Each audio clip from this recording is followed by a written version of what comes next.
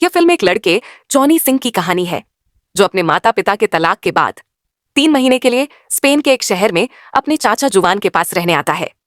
वह इस दौरान अपने तीनों चाचाओं के घर में रहने और उनके साथ समय बिताने वाला है।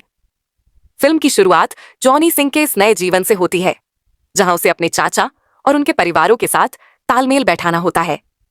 पहले दिन जॉनी का चाचा जुआन उसे अपनी दुकान पर ले जाता है जहां जॉनी देखता है कि उसका चाचा महिलाओं के साथ फ्लर्ट करता है। जॉनी को यह बात अजीब लगती है, लेकिन वह इस नए माहौल में धीरे धीरे ढलने लगता है। वहीं जॉनी को जुवान की बेटी सामंथा से मिलकर उसे पसंद करने लगता है। सामंथा भी जॉनी में रुचि दिखाती है और दोनों के बीच दोस्ती और प्यार का आरंभ होता है। सामंथा चाहती है कि जॉनी हमेशा उसके साथ रहे और दोनों के बीच एक गहरी दोस्ती और आकर्षण विकसित होता है। यह जॉनी के जीवन का पहला प्यार होता है और वह सामंथा के साथ हर पल बिताने का आनंद लेने लगता है। कुछ समय बाद जॉनी को अपने दूसरे चाचा वनडेयू के पास रहने के लिए भेजा जाता है। वनडेयू एक बेकरी का मालिक है और जॉनी को बेकरी में काम करने का अवसर मिलता है।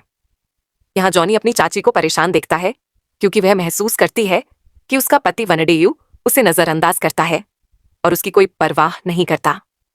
एक दिन जॉनी अपनी चाची के पास जाता है और वह उसे अजीब सवाल पूछती है जिससे जॉनी को यह पता चलता है कि वनडेयू का किसी और महिला से अफेयर है।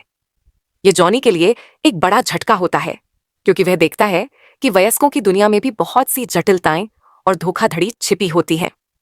इसके बाद जॉनी अपने तीसरे चाचा एमिलियो के पास रहने के लिए जाता है।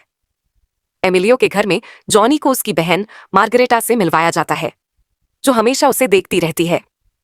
मार्गरेटा का ध्यान जॉनी पर पूरी तरह से केंद्रित रहता है और वह उसे अक्सर चुपके से देखती है। इस समय जॉनी महसूस करता है कि उसकी जिंदगी में बहुत से बदलाव हो रहे हैं और वह वयस्कता की ओर बढ़ रहा है।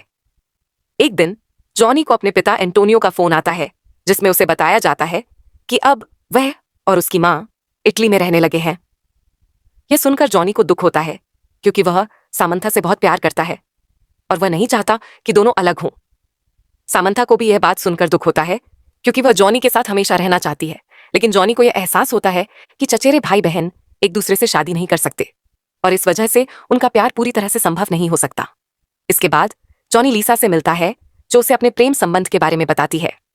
लीसा का रिश्ता गुप्त होता है क्योंकि वह चाहती है कि उसका परिवार उनके रिश्ते के बारे में ना जाने। जॉनी को यह समझ में आता है कि वयस्क दुनिया में रिश्ते और प्यार को लेकर बहुत से राज और जटिलताएं होती हैं जिनके बारे में बच्चों को अक्सर जानकारी नहीं होती।